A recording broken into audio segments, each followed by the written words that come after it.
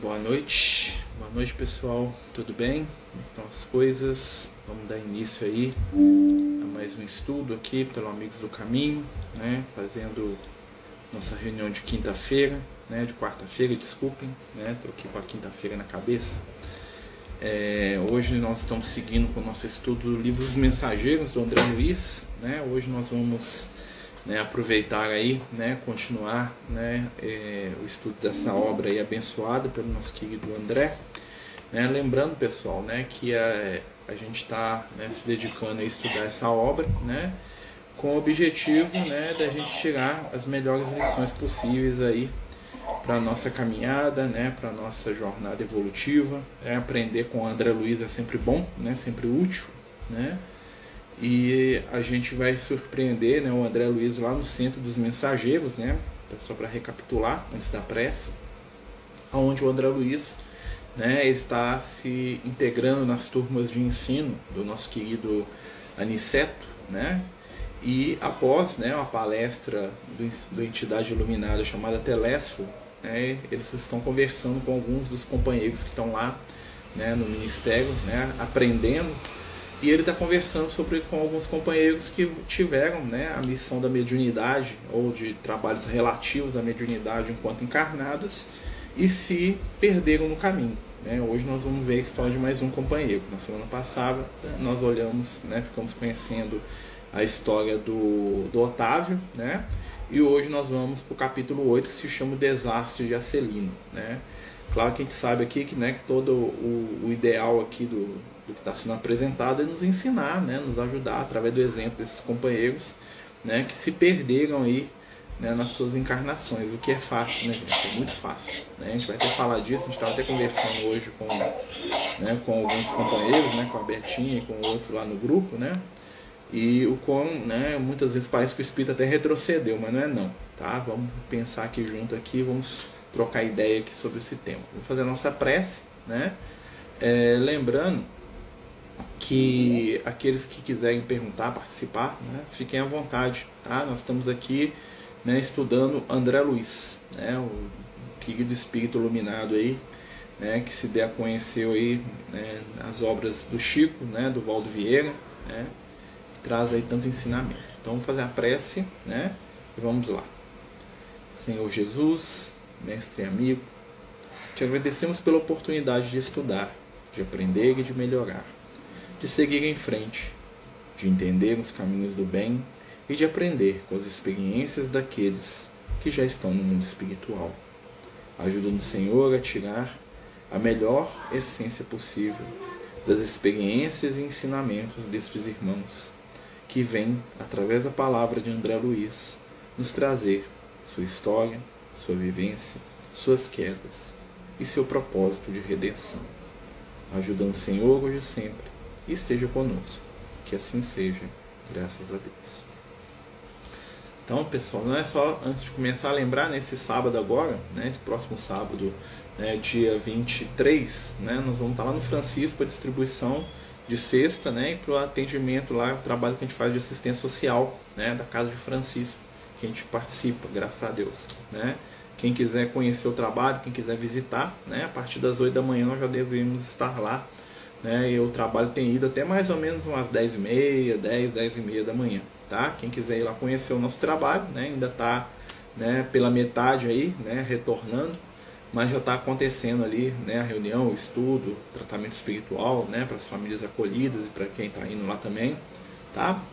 Mas sejam todos aí, se sintam convidados, lembrando que a gente está aí na campanha da cesta, quem puder nos ajudar, qualquer tipo de alimento, não perecível aí, arroz, feijão, perecível, assim, não perecível é complicado, a gente está aceitando ajuda em alimento, tá bom? Fiquem todos com Deus aí, vamos pro estudo, Então vamos lá. Está no capítulo 8 do livro Dos Mensageiros, para quem quiser acompanhar aí, Francisco Cândido Xavier, e através da mediunidade dele, o André Luiz conta para nós essa história. Começando no capítulo 8, O Desastre de Acelino. Lembrando que o capítulo 7 é a história do Otávio, então o André Luiz ainda está lá conversando com o Otávio quando se aproxima outro espírito daquele grupo lá que eles estavam lá estudando. Ia dirigir-me a Otávio novamente, o André Luiz está falando, quando alguém se aproximou e falou ao ex-médium com voz forte. Então o André Luiz, né, viu aquela emoção do Otávio, foi lá para dar um abraço, né, vem cá, né, não é assim, você vai conseguir. Na hora que ele foi fazer isso, outra entidade começou a falar: não chore, meu caro, você não está desamparado. Além disso, pode contar com o devotamento materno. Vivo em piores condições, mas não me faltam esperanças. Sem dúvida, estamos em bancarrota espiritual. No entanto, é razoável aguardarmos confiantes novo empréstimo de oportunidades do tesouro divino. Deus não está pobre. Então, na hora que o Otávio começa a chorar, outro espírito se aproxima e fala assim: não, nós estamos numa situação complicada, mas Jesus não vai faltar. Nós temos que confiar. Apesar das nossas quedas, que o espírito está falando para ele, a gente tem que confiar.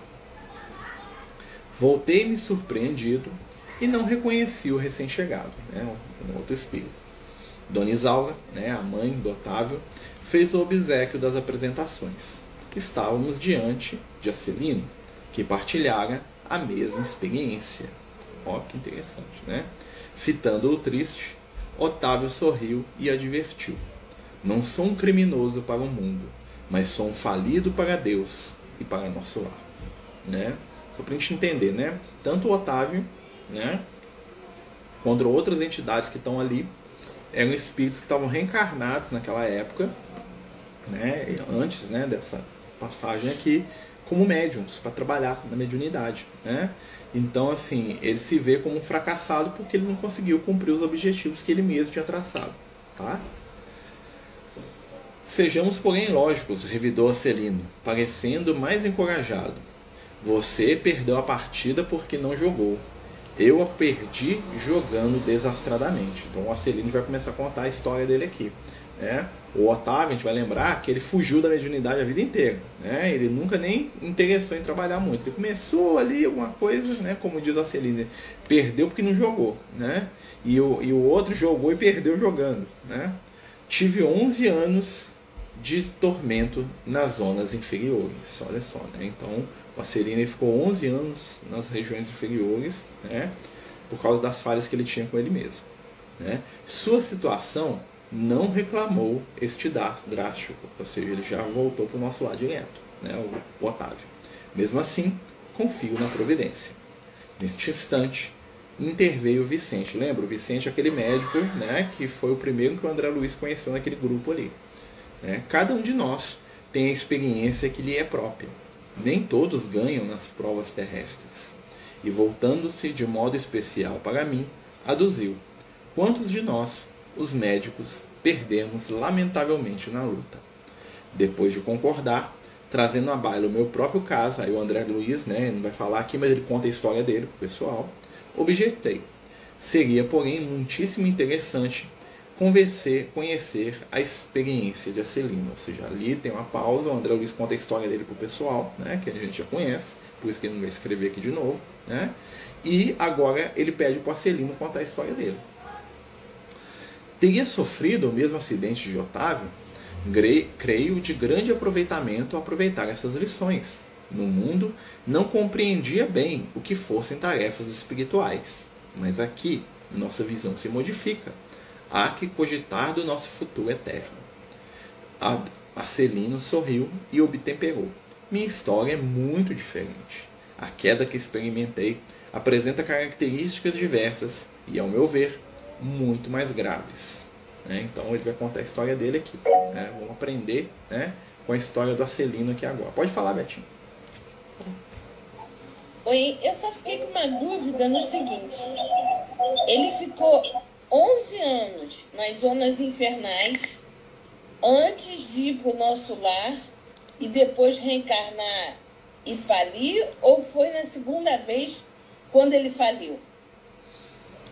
Não. O Acelino. Não, o que acontece? O Acelino, ele está falando dele antes daquele momento ali. Ou seja, ele desencarnou, ele foi para as zonas inferiores, depois ele foi para o nosso lar, se recuperou e agora ele está nesse grupo de estudo ali, esse grupo de trabalho do Ministério da Comunicação. A história do Acelino é basicamente essa, assim como a do Otávio. O Otávio desencarnou, e foi para o nosso lar praticamente direto, né? Porque ele não tinha, né, como ele mesmo falou, o problema dele é com a própria consciência, né? Então ele foi recebido e agora ele já está ali. O Arcelino já é um caso diferente. Assim como o André Luiz ficou 8 anos, né? O Arcelino ficou 11 anos no umbral, né, nas zonas inferiores. Depois deve ter sido resgatado, ajudado, aquela coisa toda, até que ele está nesse momento aqui da história, né? Então isso deve ser, tipo assim, deve ser alguma coisa que 1 ano ou 2 depois ele ter sido resgatado, essa história a conversa deles ali, né? Então foi antes, tá? Antes desse momento aqui, né? Depois da encarnação e antes deles estarem aqui, né? O Arcelino já teve uma dificuldade maior para poder ser ajudado, né? Ou para poder se ajudar, certo? Deu para entender, amigo?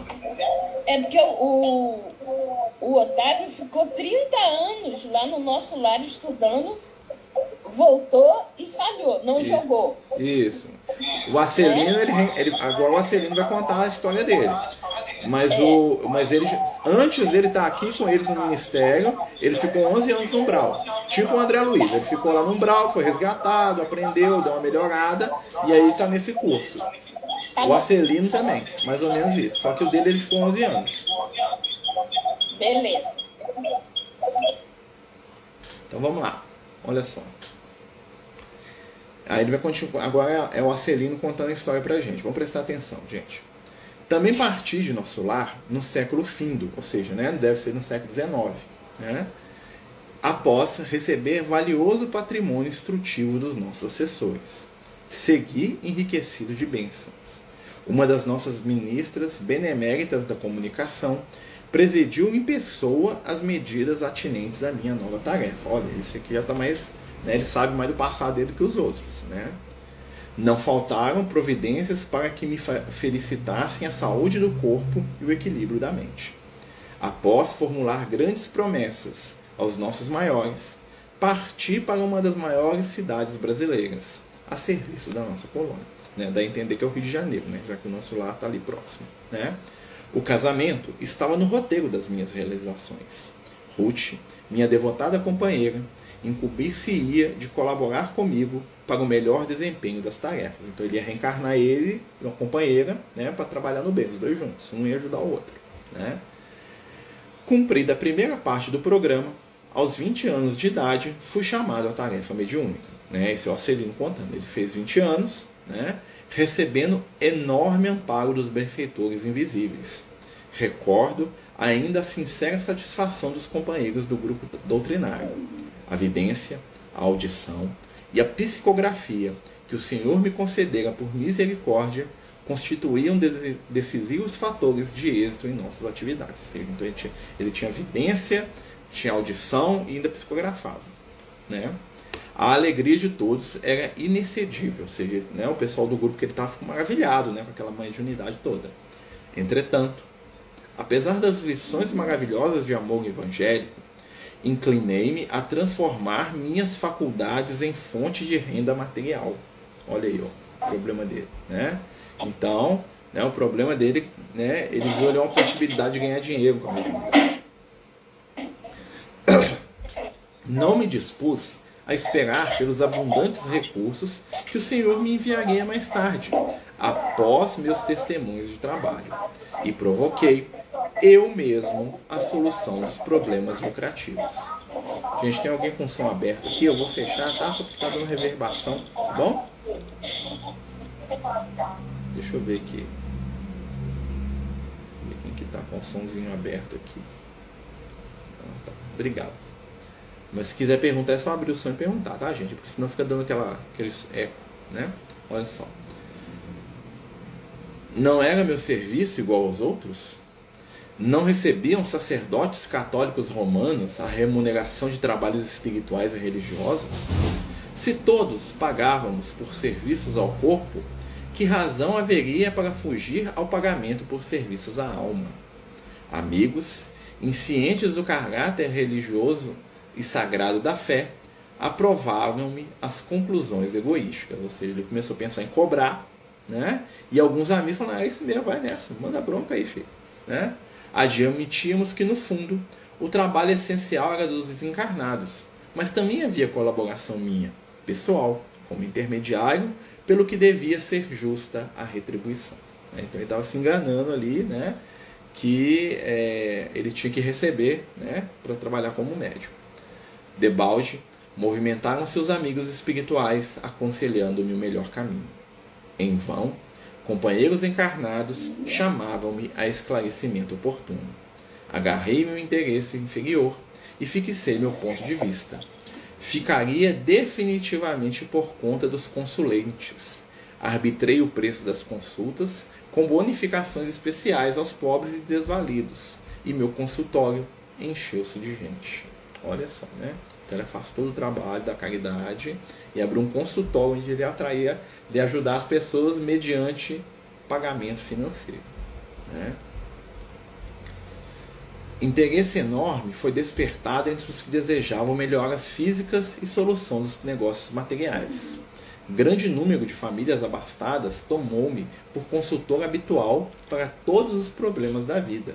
As lições da espiritualidade superior, a confraternização amiga, o serviço redentor do Evangelho e as preleções dos emissários divinos ficaram à distância. Não mais a escola da virtude e do amor fraternal e da edificação superior, e sim a concorrência comercial, ligações humanas e criminosas, caprichos apaixonados, casos de polícia e todo um cortejo de misérias humanas em suas experiências menos dignas. Olha só, né? Como é que modificou. Então ele sai do nosso lar, né? Com aquela proposta de trabalhar a mediunidade, né? Ele começa ali cheio de boas, né, vibrações, cheio de boas propostas de trabalho, né? Você vê que uma das ministras da comunicação vai lá ajudar no processo reencarnatório dele, né? E aí, o que acontece? Em determinado momento, ele começa a buscar o caminho mais fácil. Ó, chegou um rapazinho aqui atrás. Boa noite, pessoal. Boa noite, desculpa interromper. Não interrompeu, né? Então, assim, ele começa muito bem, só que ele não dá conta, ele começa a cobrar, né? E aí ele se aparta totalmente do trabalho de caridade, é interessante, né? E ele vai começar a atender às necessidades transitórias das pessoas, né? Então ali, o que vai acontecer? Ele deixa de ser um médium ao serviço do Cristo e ele se torna um companheiro, né, da curiosidade, das necessidades materiais daquelas pessoas. Ele começa, né, a usar a mediunidade dele para trabalhos não muito espiritualizados, né? Transformava-se completamente a paisagem espiritual que me rodeava. A força de me cercear, Luquinho, faz silêncio, por favor, filho. De pessoas criminosas, por questões de ganho sistemático, as baixas correntes mentais dos inquietos clientes encarceraram-me em sombria cadeia psíquica. Ou seja, começou a estar tão vinculado com pessoas de nível espiritual baixo, né? Pessoas que queriam materialidade, essas coisas, né? O que aconteceu? Baixou o padrão espiritual dele, né? Cheguei ao crime de zombar do Evangelho do nosso Senhor Jesus. Olha o que ele fala aqui. Esquecido de que os negócios delituosos dos homens de consciência viciada contam igualmente com entidades perniciosas que se interessam por eles nos planos invisíveis. E transformei a mediunidade em fonte de palpites materiais e baixos avisos. Então ele está contando a história dele, né? Então aquele médium ali, né? O Arcelino, né? Ele sai do nosso lar cheio de propostas iluminadas do trabalho, e quando ele chega, né, o que acontece? Ele começa a se perder, né? Ele começa, né, a ser levado, né, por vibrações inferiores, por vibrações difíceis, né? E daquela forma ali ele acaba sendo, né, um objeto das trevas. Arcelino calou-se. Desculpa, aqui, eu pulei. Neste momento, os olhos do narrador cobrigam-se de súbita vermelhidão, estampando-lhe fundo horror nas pupilas, como se estivesse revivendo atrozes dilacerações. Ele voltou mentalmente, né, aquele estado que ele estava antes. Mas a morte chegou, meus amigos. Arrancou-me a fantasia, prosseguiu mais grave. Desde o instante da grande transição, a ronda escura dos consulentes criminosos que me haviam procedido no túmulo rodeou-me a reclamar palpites e orientações de natureza inferior. Queriam notícia de cúmplices encarnados, de resultados comerciais, de soluções atinentes a ligações criminosas. Gritei, chorei, implorei, mas estava algemado a eles por sinistros elos mentais, em virtude da imprevidência na defesa do meu próprio patrimônio espiritual. Durante 11 anos consecutivos, expiei a falta entre eles, entre o remorso e a amargura. Por que ele ficou 11 anos no umbral? Porque a mente dele estava tão misturada com o pessoal que fazia consulência com ele, que ele não conseguiu sair. Né? Então aqueles espíritos ficavam lá pedindo, né, providência, pedindo palpite para ele, né, porque ele fazia isso quando encarnado. Né? E aí aqueles espíritos o mantiveram preso ali naquela zona inferior. Né? E vão lembrar, gente, que o que acontece? Ele saiu do nosso lar, né, para poder passar por essa prova. Né? Vão lembrar que quando o espírito está no plano espiritual, o plano espiritual é a oportunidade de se preparar. O plano físico é o local do teste, principalmente para entidades, né, de mais comprometimento como a gente. Imagina, a gente está aqui encarnado hoje, né? Então vamos imaginar que a gente aprendeu muita coisa no plano espiritual e se preparou lá. Né? Então a gente se preparou, a gente estudou, é como se você estivesse se preparando para uma prova, um teste. Né? E aí você vem. Só que no dia da prova, né, alguns, né, esquecem, outros deixam as matérias para trás e outros falam assim, sabe uma coisa? Não quero nem fazer essa prova, não quero viver minha vida aqui. Então o que aconteceu com os companheiros aqui? Eles se prepararam, eles tiveram ajuda, mas falharam naquilo que haviam se proposto.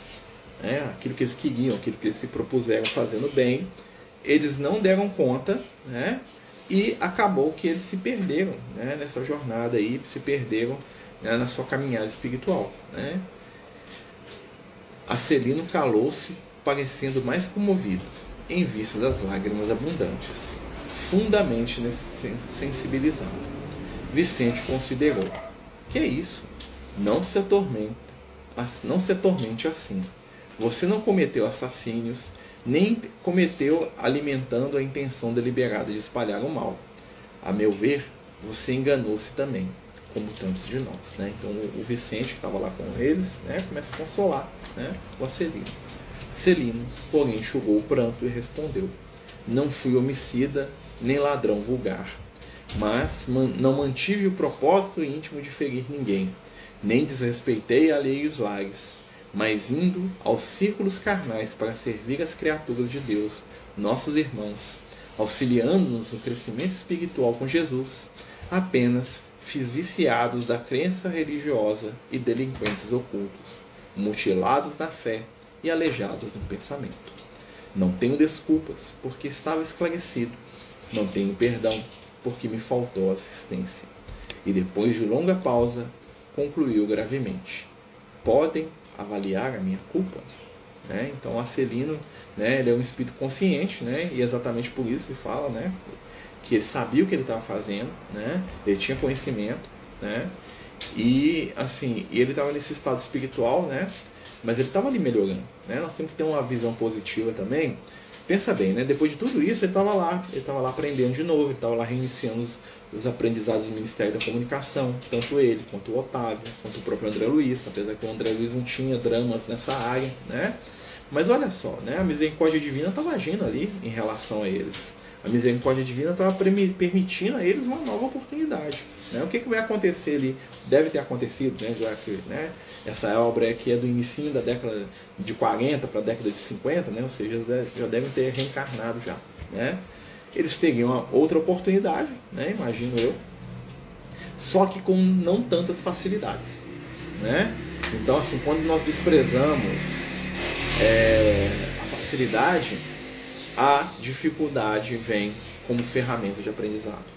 Então talvez, né, ele reencarnaria, né, sem tanta ajuda espiritual para poder desenvolver os seus valores eternos.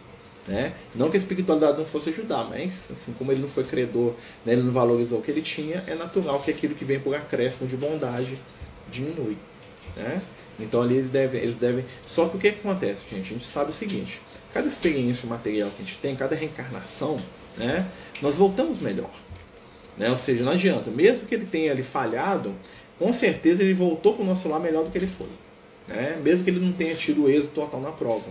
Né? Vamos imaginar assim que ele estava no nível 2, ele voltou no nível 3, ele poderia ter voltado no nível 5. Né? Mas mesmo fracasso, mesmo os erros foram úteis. Até porque, se a gente for analisar, né, o discurso tanto dele quanto do Otávio, vocês vão ver que em nenhum momento eles botam culpa em ninguém, né? Em nenhum momento eles fogem da própria responsabilidade. Isso é um grande sinal de crescimento espiritual, né? Eles sabem que eles são responsáveis pela caminhada dele, eles sabem que eles se perderam e falharam por questão das próprias escolhas, eles não botam a culpa em mais ninguém, né? E isso já é um sinal de maturidade espiritual, né? Uma coisa que o Lucas sempre fala comigo, né? Culpa é sinal de espírito imaturo espiritualmente. Todo mundo que culpa alguém ou culpa a si mesmo é um espírito imaturo, né? Porque os grandes espíritos, os espíritos que estão no caminho da sabedoria, né? Eles já aprendem a se responsabilizar. Ou seja, eu sou responsável pela minha encarnação, eu sou responsável pelas minhas escolhas, né? E aquilo que eu errei, né? E a gente erra muito, né? O que nós vamos fazer? Nós vamos recomeçar e fazer de novo, no melhor dos sentimentos, né? Então a proposta da espiritualidade para a gente, né, com essa leitura aqui do capítulo 8, é nos ensinar a encarar nossa fragilidade, tá? Aqui as duas histórias que vieram para a gente, tanto do Acelino aqui quanto do Otávio, né, não tem por interesse ou por intuito fazer com que a gente desanime da nossa caminhada evolutiva. Elas estão aqui porque elas têm o objetivo de nos ensinarem, né, a como lidar com o fracasso. Em várias situações da nossa caminhada evolutiva, nós vamos errar, nós vamos falhar, né? Nós vamos não dar conta. Não dar conta não está errado, né? Porque às vezes a gente não vai dar mesmo, né? A questão toda é quando eu olho para mim e falo assim, ó, eu falhei porque o outro, né? Lembra lá do Adão e Eva, né? Da historinha, né? Do mito bíblico, né? Dali, né? Que aquilo é um mito, né, gente? O Adão e Eva, né? Em si, né? Quando Deus, né, aparece lá e fala assim, quem que te deu essa... Como é que você sabe que você está nu? Aí o Adão joga a culpa na mulher. A mulher que me deu, tu me deste, né? Ela me deu do fruto da árvore que eu comi. Tipo assim, a culpa da mulher é de Deus, né? Porque Deus que deu a mulher, né? E a mulher que deu para ele. O Adão, ou seja, o Adão é o espírito inferior no sentido mais profundo, né? Por quê? Porque ele culpa todo mundo. A culpa é de Deus, porque criou a mulher, e a culpa é da mulher, porque deu para ele. Né? E quando passa para a mulher põe a culpa na serpente. A serpente me enganou. Tipo assim, a culpa é do outro, né? E esse estado espiritual de culpar os outros pela nossa caminhada, né, é um dos sinais mais grandes de atraso espiritual, tá? Então, assim, de nenhuma maneira, nem o Acelino, nem o Otávio, nem nenhum dos outros dos espíritos, que ainda vai ter mais alguns aqui que vão falar, eles retrocederam espiritualmente. Na verdade, eles tiveram uma possibilidade de avanço que eles não aproveitaram, né? É como alguém falar assim, ó, você tem uma chance de correr daqui e pular 10 escadas lá pra frente. Aí o cara fala, sabe da cor, eu vou não. Aí deu 2 passos só, né? Mas ainda assim, a dor, né, e as falas deles aqui já demonstram pra gente o quê? 2 características do bom espírito: desejo do bem, reconhecimento das próprias limitações, né? Então isso aqui é um bom sinal para esses companheiros aqui, né? Semana que vem vai continuar, né? Com o capítulo Ouvindo Impressões, né? Então vou começar algumas histórias aqui, né, de outros companheiros, né? Tem uma que vai falar que eu acho interessante, que é a Ernestina, né? Que ela vai falar que o problema dela foi o medo, né? A Ernestina vai ser que a gente vai conversar sobre essa semana que vem, né? E é interessante que ela fala assim, qual que é a sua fala, minha amiga? Medo. Tinha medo de tudo. Tudo dela dava medo. Será que eu vou? Será que eu não vou? Eu acho que não, não sei. Papapá, papapá, papapá. E ela ficou em casa, né? Ela não fez nada por medo, né? Porque ela tinha medo do contato com os doentes, ela tinha medo do contato com os espíritos, ela tinha medo de sair de casa, ela tinha medo do que os outros iam achar, ela tinha medo. E se perdeu por causa disso, né, gente? Para quem está chegando aqui, pessoal, nós estamos falando do livro Os Mensageiros, do André Luiz, né? Estamos aqui no capítulo 8 do livro, né, chamado Desastre de Acelino, né, onde o espírito Acelino conta para o André Luiz, né, sobre o momento que ele está vivenciando, né?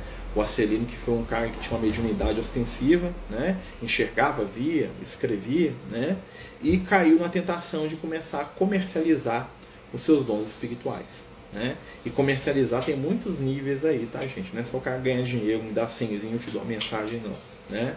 Então toda troca né, desequilibrada do dom espiritual no comércio. A gente tem que tomar muito cuidado com isso, né? Quando a gente fala, né? Quando eu leio isso aqui, eu fico me refletindo aqui comigo mesmo, aqui, ó, né? O que eu posso fazer para não cair numa dessa também, né? Eu acho que todos nós temos que fazer isso, né? Todos aqueles que têm uma percepção espiritual, todos nós que temos alguma coisa de boa para dividir com o próximo, né? Temos que fugir da armadilha de vender os nossos valores imortais. Né? Nós temos que, né? Tem aquela frase de Jesus que tem que ficar sempre na nossa cabeça: de graça recebeste, de graça dele. Né? E tem a segunda frase do Paulo de Tarso, né? Eu gosto muito, né? O seu Paulo de Tarso falava o seguinte: que ele não trabalhar não coma, né? Então, assim, a minha subsistência tem que vir do meu trabalho, não da minha mediunidade, né? Então isso é uma grande luta, né? Para muitos e muitos companheiros aí, porque é o caminho mais fácil, né? Então nós temos que manter ali a nossa atenção, nós temos que manter ali, né, o nosso senso, né? Nós temos que manter ali a nossa defensiva com algumas situações, né, para a gente não cair nessa falha, né? E se a gente notar que algum companheiro nosso, né, está caindo na falha de querer vender essas possibilidades espirituais, vamos tentar alertar com amor, sem julgamento, né? Porque assim como nós não gostamos de sermos julgados, os nossos irmãos também, né, não desejam o nosso julgamento. Né? Então, assim, vamos utilizar os recursos espirituais que nós temos hoje para sermos médiuns do amor no ambiente onde a gente se movimenta. Né? O bom médium não é aquele que vê os espíritos, é aquele que transmite o amor espiritual. Isso todo mundo pode fazer. 5 minutos que você conversa com alguém, um momento de consolo, um momento de ajuda, né? Dá atenção, né? Dá cuidado, dá carinho, dá compreensão, né?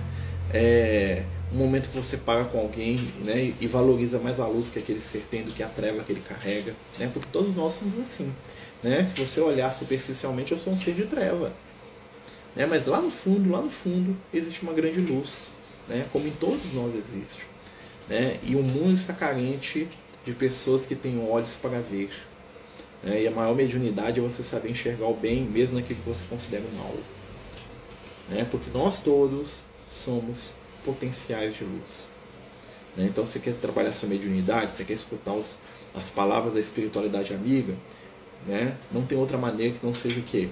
Trabalhando o bem, né?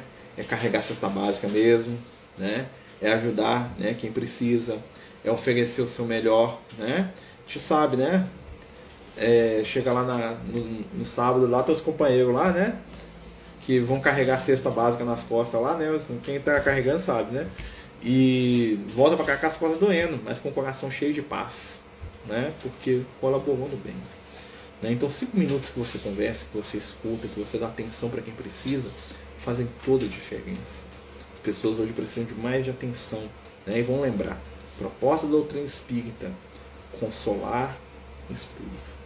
Se a gente fizer essas duas coisinhas, nós vamos estar sendo cristão. Consola primeiro, acolhe, depois você instrui, você explica o que você sabe, né? Passa para frente o que você sabe, passa para frente o que você pode, distribui conhecimento espiritual para o outro. Você não precisa saber tudo, até porque nenhum de nós sabe tudo, né? Se cada um de nós for um multiplicador do bem onde estiver, né, toda a estrutura do nosso mundo vai se transformar. Se cada um de nós for um multiplicador do amor onde estiver, com certeza, né, a espiritualidade vai encontrar arautos, né? Nós vamos ser alto-falantes do bem, não só com as nossas palavras, vamos tentar, né, com o nosso esforço para ser um pouquinho melhor. Pode falar, Betinho. Por isso aqui no Evangelho segundo o Espiritismo pergunta, acho que Kardec pergunta qual a caridade mais difícil, e o Espírito Verdade responde: a caridade mais difícil é ouvir. Né? Ele deixa isso bem claro: a caridade mais difícil é ouvir. Porque atualmente a pessoa vem com um problema, a gente, não, já sei da história. Não, deixa a pessoa falar, repetir 20 vezes, mas é ouvir. É verdade, né? E isso quando a gente não entra no campeonato de sofrimento, né? Porque normalmente quando alguém começa a falar de um problema, a gente fala do nosso, que é maior do que o daquela pessoa, né? Então, assim, uma vez eu lembro quando eu era mais jovem, né, isso há 20, 25 anos atrás, né, que o Lucas ficava me mostrando, assim, alguns companheiros, principalmente na escola, assim, quando eu estudava, aquela coisa toda, assim, na rua, né, e ele fala assim: ó, presta atenção, né? E ficava assim, presta atenção, né? As pessoas não conseguem conversar. Porque as pessoas têm tanta necessidade de falar de si mesmas que fica uma interrompendo a outra para falar de si. Então, a maioria das conversas, se você parar e ficar observando de longe, você vai ver, um fica interrompendo o outro para poder falar de si mesmo. Então, quando alguém fala assim, eu estou com um problema, o outro não consegue escutar, mas ele tenta abafar o outro com o problema dele. Fala, não, mas isso não é problema, não, o problema é eu. E começa a contar a história da própria vida, né? Inúmeras pessoas, né, que às vezes até a gente ama, né, a gente percebe que não conseguem escutar o outro 5 minutos. Por quê? Porque a gente quer falar da gente, né? Porque a gente acha que a nossa dor é maior, né? E a gente quer, né, ser aceito, né? Eu lembro que uma vez o Lucas falou isso pra gente no menor reunião, ele falou assim, ó, a maior necessidade do ser humano é se sentir aceito. A maior necessidade do ser humano é se sentir aceito como ele é. Então, aqueles que conseguem aceitar o outro como são, serão sempre especiais para aquelas pessoas, né? Se a gente for olhar nossa história espiritual, as pessoas que nós mais amamos, olha, volta para trás aí da sua vida. As pessoas que você mais teve afinidade, normalmente são as pessoas que mais te compreenderam, que mais te escutaram. E isso tocou a sua intimidade. Presta atenção, né? A melhor maneira de fazer amigos é ser amigo, né?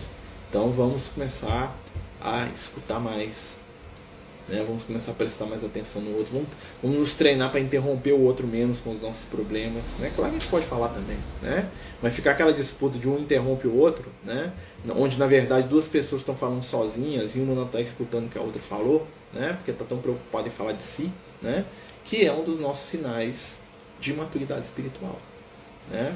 Então a gente, né, vai botando para fora, fazendo uma catarse um com o outro ali, ó, né? Mas no momento que nós aprendermos a escutar mais, nós vamos desenvolver a sabedoria espiritual.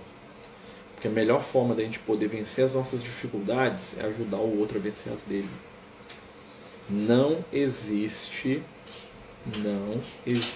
crescimento espiritual solitário. Os espíritos iluminados se iluminam no trato do sofrimento alheio. Quer virar um ser de luz cheio de amor para dar para o outro e para você mesmo? Doe o seu tempo, a sua atenção, o seu ouvido. Compreenda mais, perdoe mais, né? E aí nós vamos crescer espiritualmente. Nosso mundo vai se tornar algo melhor, né? Vamos trabalhar pela luz, a luz está precisando, né? O mal não merece comentário, dizia o Emmanuel, né? Então as trevas por si só, elas estão lá brigando, né? Vamos escutar, vamos perdoar, né? Como o amigo está falando, o Egberto, né? Vamos perdoar a si mesmo também, né? Como é que a gente perdoa alguém? Só perdoa, gente, quando a gente entende. E para a gente entender, a gente tem que aprender a se colocar no lugar do outro e ver o outro com as mesmas fragilidades que nós temos, porque aí nós criamos sintonia com o outro. Quando eu olho o meu irmão e vejo assim, ele está errando porque eu também erro, né? Porque eu entendo o erro dele porque eu sei que eu erro também. Esse negócio não é mole, não. Aí eu crio sintonia. Aí eu começo a perdoar. Aí eu perdoo o outro, eu aprendo a me perdoar.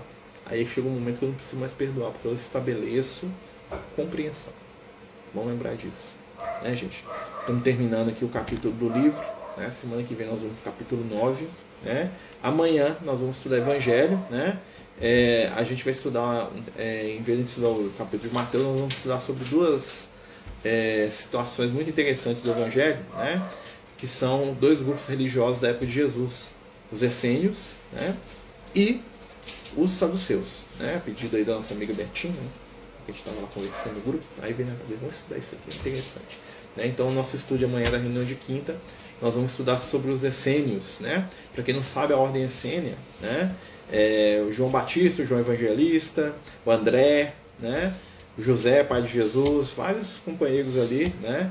Pertenceram à ordem essênia, que estiveram perto ali do Cristo, tá? Então, assim, tem muito a ver com as doutrinas de Jesus. Então, nós vamos conhecer um pouquinho esse pessoal, né?